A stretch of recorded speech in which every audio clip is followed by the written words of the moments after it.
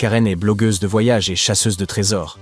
Elle est dans un avion en route pour une nouvelle aventure. En chemin, elle lit un article sur un voyageur incroyable. Au cours de la première semaine, il était allé vers l'est. Au cours de la deuxième, il était allé dans toutes les directions. Et il s'était envolé dans le ciel dès la troisième semaine. La quatrième semaine, il était redescendu. Qui est ce mystérieux voyageur?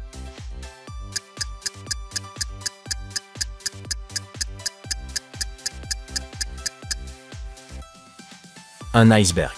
Il a voyagé vers l'est en tant qu'iceberg, s'est ensuite déplacé sous forme d'eau après avoir fondu, s'est envolé en s'évaporant, puis est finalement retombé sous forme de pluie. Karen regarde autour d'elle et repère 3 choses étranges dans la cabine de l'avion. Pouvez-vous les voir aussi?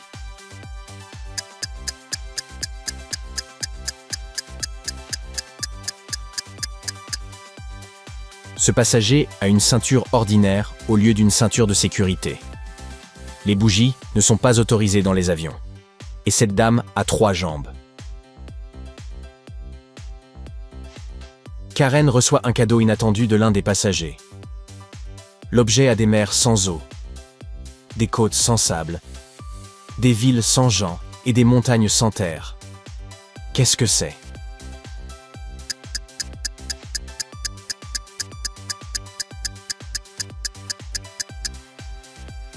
C'est une carte.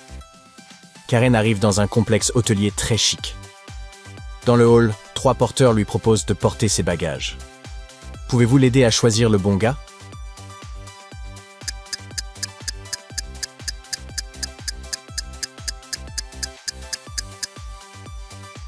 Le deuxième gars est un vampire. Il n'a pas d'ombre. Le troisième gars porte le badge de quelqu'un d'autre, donc c'est probablement un voleur.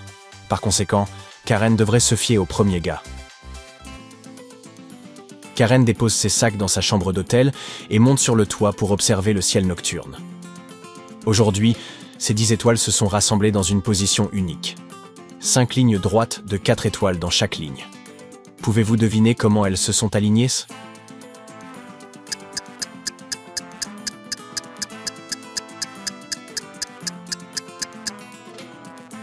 Elles forment une étoile à 5 branches. Le lendemain matin, Karen part en randonnée dans les montagnes. Elle tombe sur 2 chemins. L'un mène à un village au sommet de la montagne. Et le deuxième chemin mène à un désert maudit où elle se perdra à jamais. Choix difficile. En chemin, Karen rencontre des jumelles, Sarah et Mara. Elles savent toutes les deux quel chemin est sûr.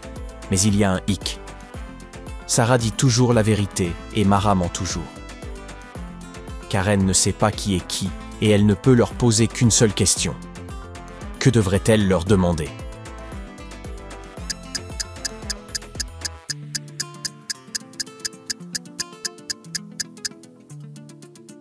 Karen devrait demander à n'importe laquelle des jumelles « Que dirait ta sœur ?» Supposons que le bon chemin soit à gauche. Si Karen pose cette question à Mara, elle mentira. Ma sœur dirait que le côté droit était correct. Et si Karen la pose à Sarah, elle dira la vérité. Ma sœur dirait que le côté droit est correct. Ainsi, dans ce cas, Karen saurait avec certitude que le bon chemin est à gauche. Karen continue son voyage et tombe sur quelque chose de très curieux. Les gens la supplient d'apparaître. Mais quand elle apparaît enfin, ils s'enfuient et se cachent. Qu'est-ce que c'est?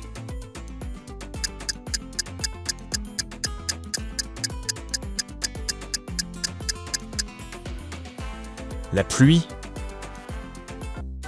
Karen et 3 autres blogueurs de voyage, Amy, Dave et Luke, se trouvent chacun devant un pont de cordes différents. Chaque pont semble très ancien et peu solide. Mais ils mènent tous à un immense coffre au trésor. Malheureusement, il y a un petit problème au-dessous. Un feu ardent brûle sous le pont d'Amy.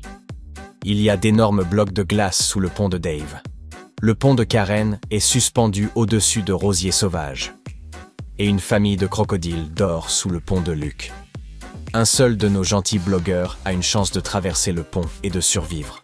Pouvez-vous deviner qui?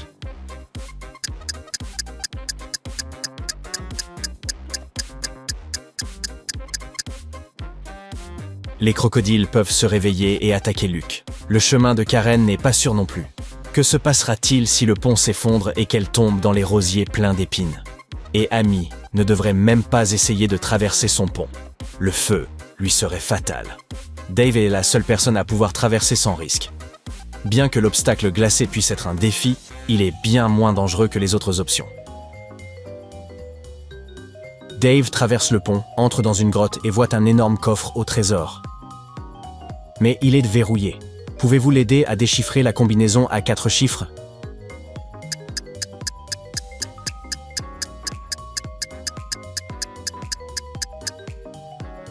Il y a 4 coccinelles peintes sur le coffre au trésor. C'est un indice. Chaque coccinelle a un certain nombre de points sur son dos. Si nous comptons les points, nous obtiendrons le code 5, 7, 3, 4. Dave ouvre le coffre au trésor. Oh non! Il est protégé par de la magie noire qui envoie Dave loin de la grotte. Heureusement, il est toujours sur Terre. Dave marche 1 km vers le sud, 1 km vers l'ouest et 1 km vers le nord. Et il se retrouve exactement là où il a commencé. Où est-il?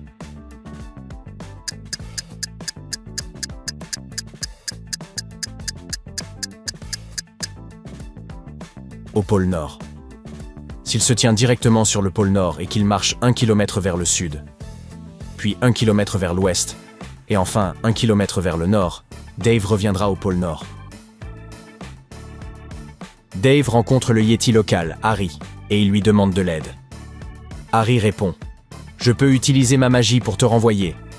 Mais d'abord, tu dois résoudre mon énigme. Alors écoute attentivement. » En moi, les aventuriers découvrent quêtes et trésors de toutes sortes. Trolls, gobelins, orques et bien plus encore attendent, entre mes murs clos, tous ceux qui souhaitent me rendre visite. Vos mains sont la clé, de secrets non révélés, et votre esprit déverrouillera la porte. Que suis-je?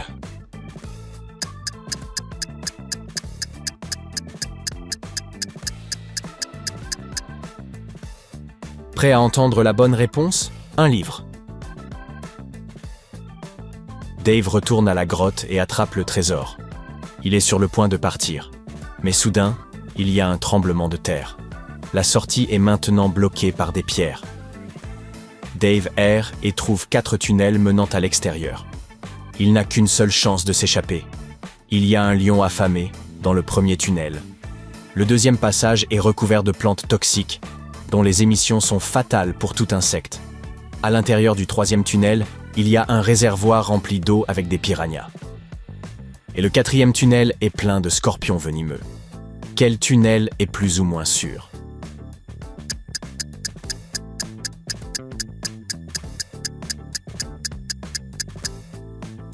Dave devrait choisir le deuxième tunnel. Nous avons dit que les plantes sont dangereuses pour tous les insectes, mais Dave est un humain. Dave sort de la grotte et se dirige vers le parking où il a laissé sa voiture. Il s'approche de son véhicule et tombe sur une désagréable surprise. Quelqu'un a versé un milkshake à la fraise sur sa voiture. Dave trouve 3 témoins et les interroge. Le gérant de la station-service, Bill, dit « Désolé monsieur, je n'ai rien vu. J'étais trop occupé avec un client. » Le conducteur de la Jeep, Jeff, dit « Je lavais ma voiture. Je n'ai pas vu ce qui se passait sur le parking. » La vendeuse de la cafétéria locale, Amanda, dit « Quand je suis allé aux toilettes, votre voiture était propre. Mais quand je suis revenu 5 minutes plus tard, elle était déjà tachée. Mais personne n'a commandé de milkshake à la fraise aujourd'hui. Qui ment ? »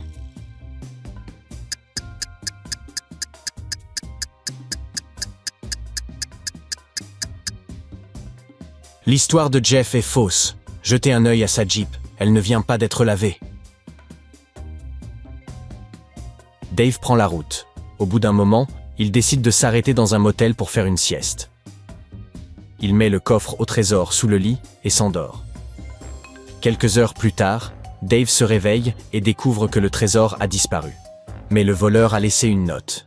« Si tu peux déchiffrer mon numéro de téléphone, appelle-moi. » Pouvez-vous aider Dave à trouver le numéro?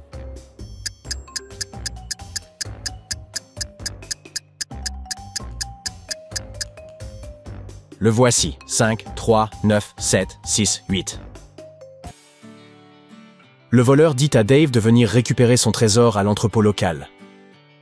Dave suit les indications et arrive au point de rendez-vous. L'entrepôt est rempli de cartons identiques. Mais l'un d'eux porte une marque différente. Selon le voleur, le trésor est caché dedans. De quel carton s'agit-il?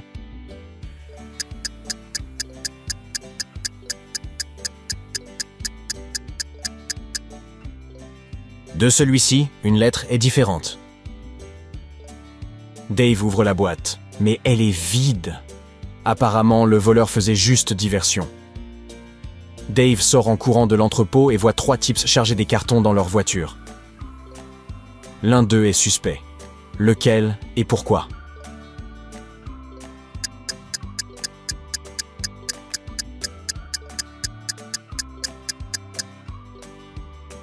Le troisième gars porte une bague en diamant trop petite pour son doigt. Elle doit donc être volée. Dave appelle la police, mais le voleur parvient à s'échapper. Il envoie à Dave un indice. « Viens me trouver ici. » À quoi la note fait-elle référence? Une ville, une île, une montagne célèbre ou une forêt?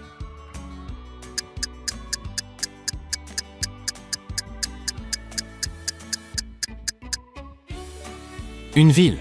Si vous réorganisez les lettres, vous lirez le mot Londres.